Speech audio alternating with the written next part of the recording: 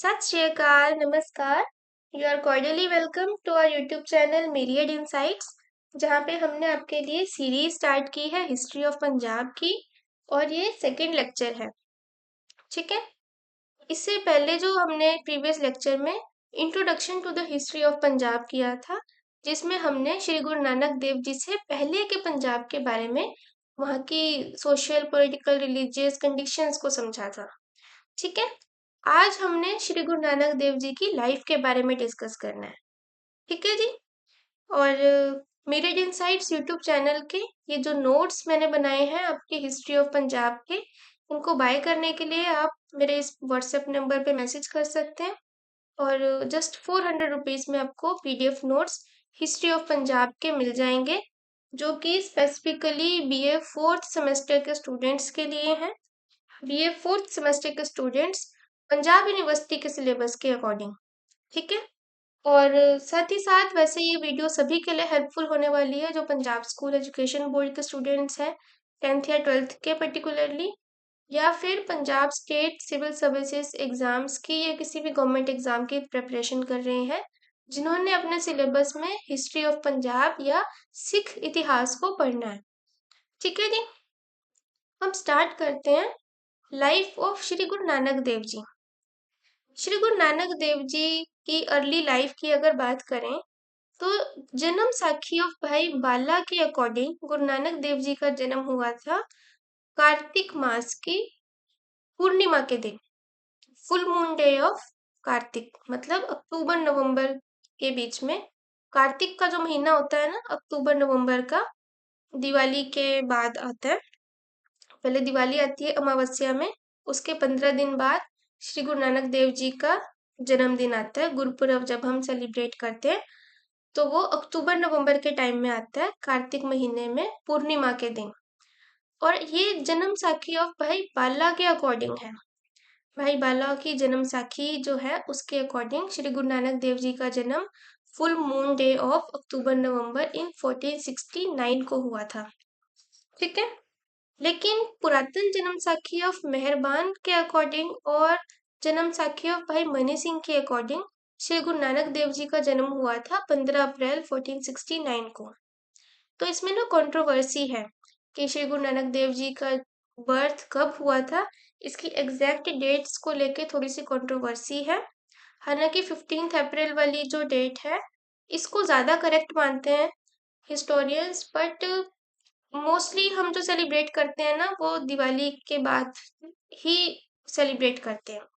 दिवाली के बाद जो गुरुपुरब आता है उसको ज़्यादा करके सेलिब्रेट किया जाता है, मतलब उसको भी कंटिन्यू रखा है सेलिब्रेट करना। और 15 अप्रैल को भी सेलिब्रेट कर लेते हैं क्योंकि कंट्रोवर्सी है, ठीक है। तो आपने दोनों डेट्स को याद रख लेना है। Guruji was born in a Bedi Kshatriya family in the village Talwandi, now called Nankana साहब। श्री गुरु नानक देव जी का जन्म बेदी क्षत्रिय फैमिली में हुआ था, विलेज तलवंडी में। तलवंडी नाम का पिंड है, अभी उसका नाम ननकाना साहब है, प्रेजेंटली पाकिस्तान में लोकेटेड है।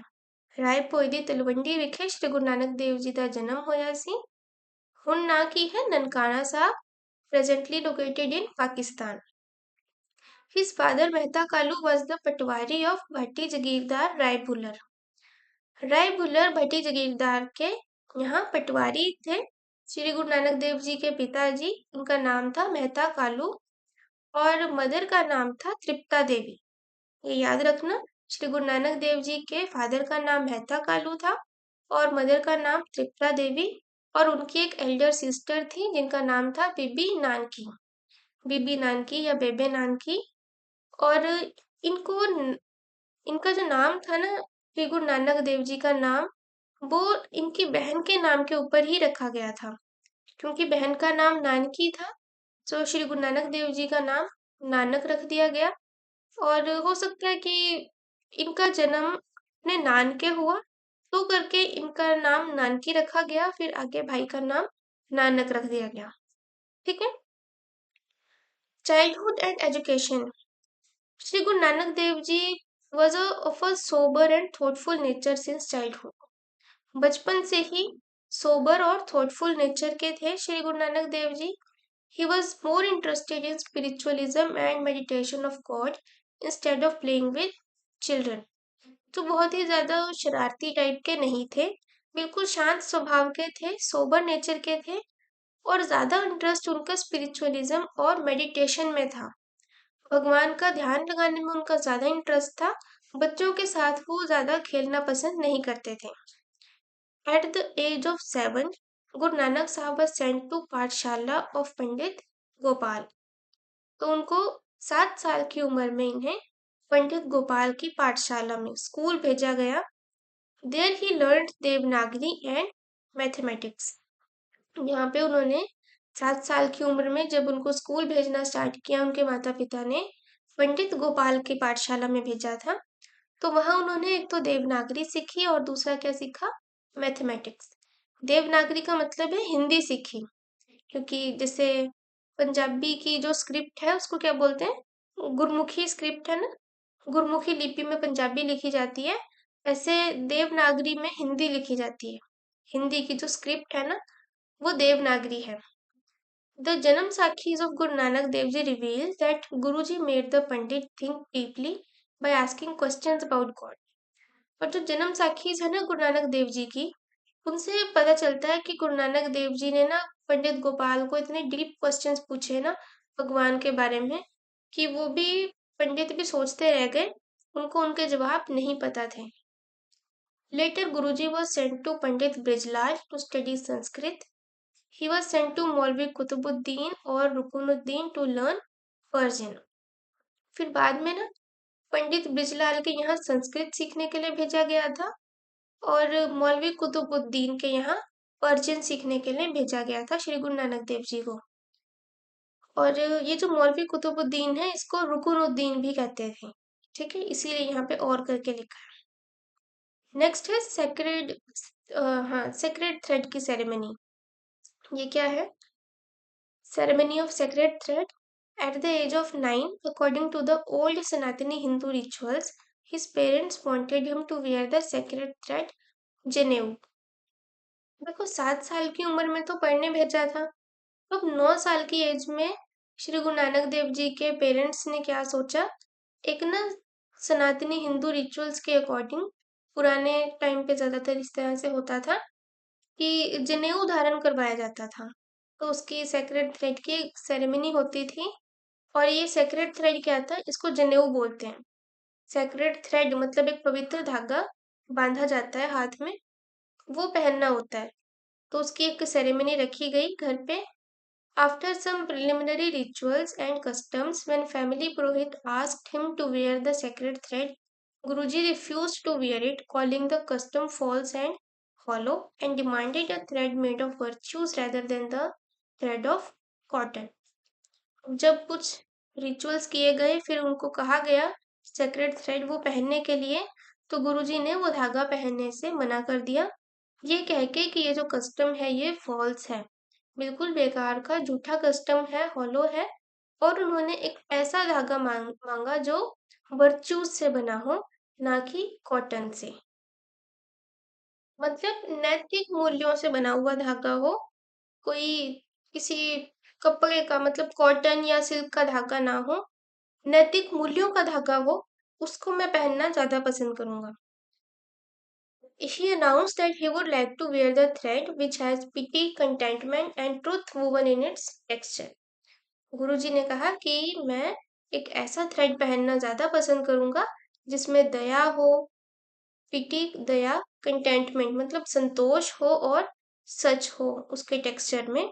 Since such a thread could neither be taken nor besmeared, तो इस तरह का थ्रेड मुझसे कोई ले भी नहीं सकता और ना ही उसको खराब कर सकता है, ठीक है।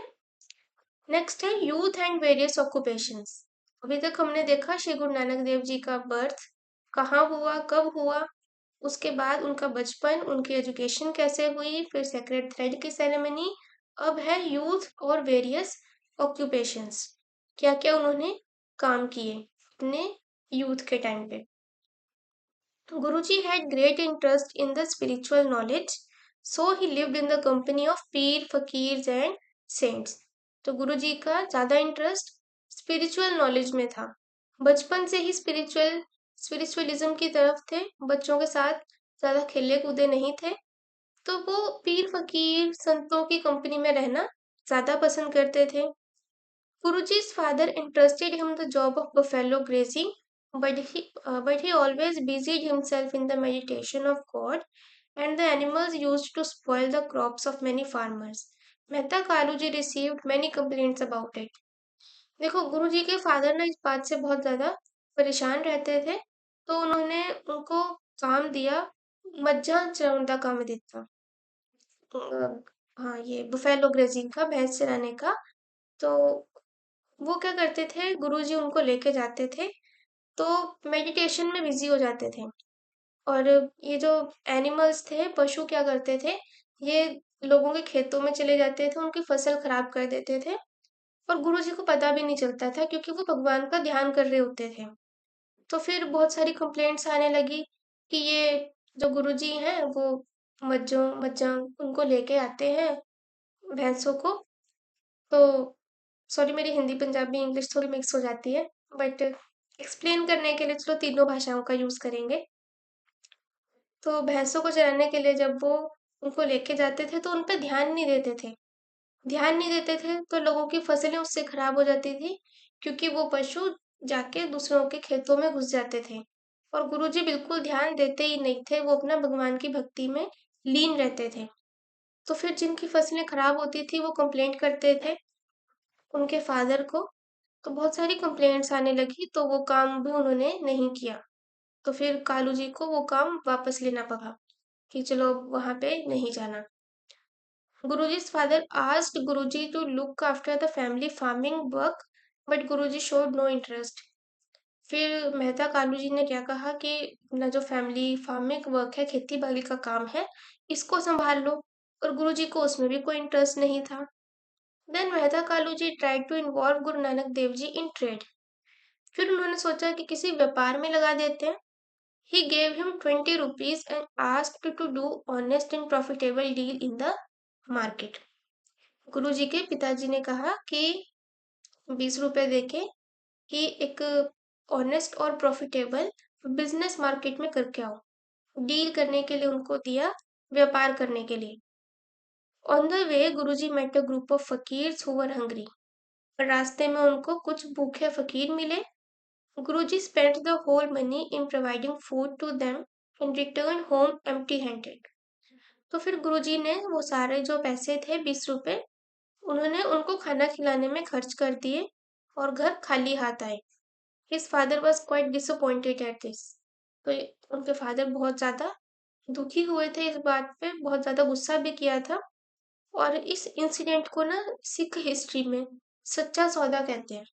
सच्चा सौदा गुरुजी कह करके आए थे कि उन्होंने कहा था इससे ज़्यादा सच्चा सौदा और क्या हो सकता है। आपने ऑनेस्ट और प्रॉफिटेबल डील करने के लिए मुझे पैसे दिए थे, मैंने भूखे साधुओं को भोजन करा दिया, तो मेरे लिए तो सबसे अच्छा सच्चा सौदा यही है।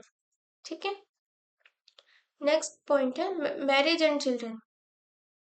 Eight the age of 1516 Guru Nanak Sahib was married to Bibi Sulakhni, the daughter of Mool Raj, the resident of Batala.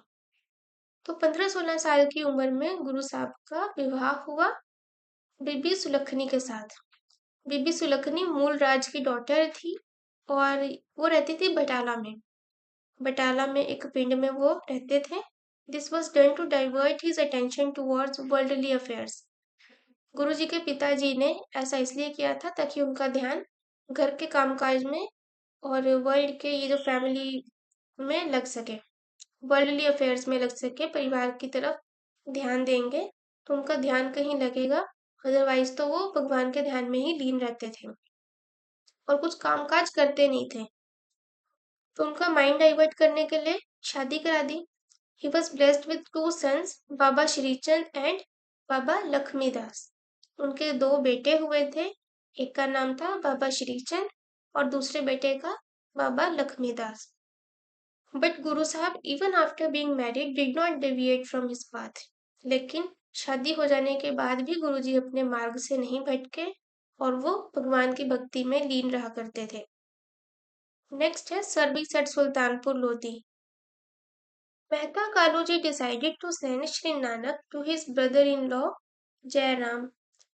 देखो मेहता कालू जी ने क्या किया, उनकी जो बहन थी ना नानकी, उन्होंने उनके पास श्री गुरु नानक देव जी को भेज दिया सुल्तानपुर लोधी में.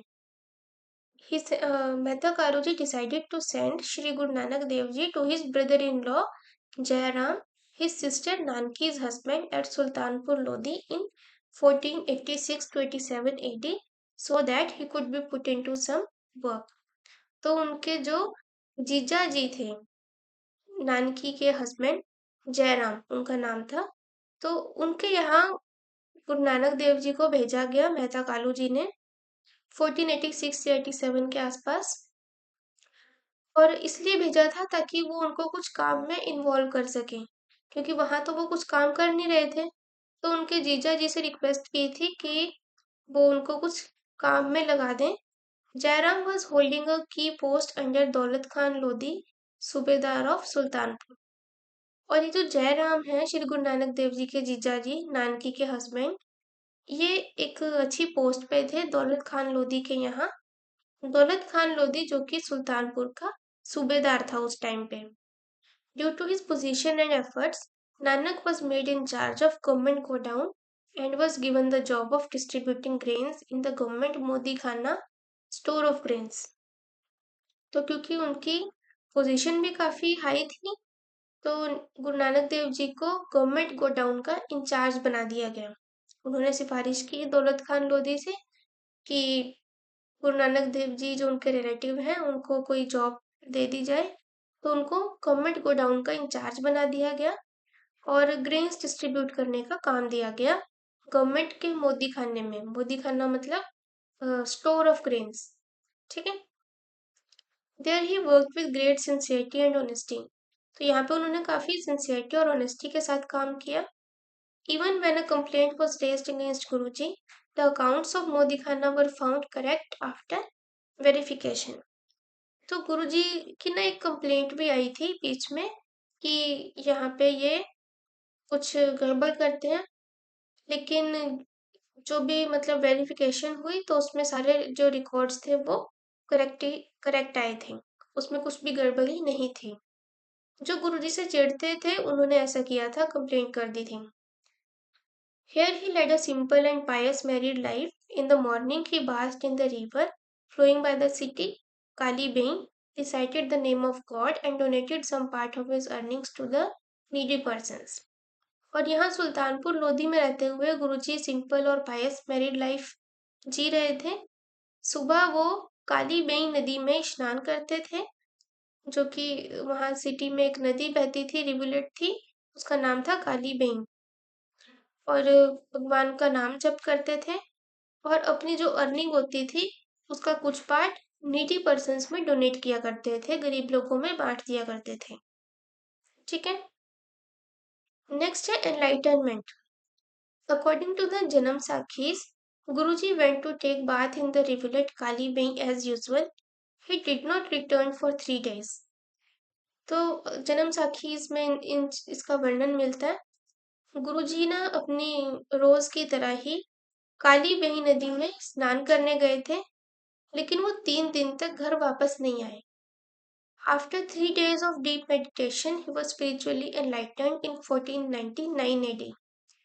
तो 3 दिन की डीप मेडिटेशन के बाद उनको एनलाइटनमेंट हुई. उनको मतलब स्पिरिचुअली वो एनलाइटेंड हो गए थे, उनको ज्ञान प्राप्त हो गया था भगवान का 1499 में. Returning home he repeated again and again, ना को हिंदू ना को मुसलमान. तो जब वो वापस आए तो वो बार बार यही शब्द का उच्चारण कर रहे थे, ना को हिंदू ना को Musalman. That is there is no Hindu, there is no Musalman. इसका मतलब क्या है कि ना तो यहाँ कोई हिंदू है और ना ही मुसलमान है. This sentence contained the very gist of Nanak's philosophy. इस सेंटेंस में उनकी जो फिलोसफी का वेरी जिस्ट है वो इसमें सेंटेंस में है. Guru Sahib explained that there is no difference in being a Hindu or a Musliman. गुरुजी ने एक्सप्लेन किया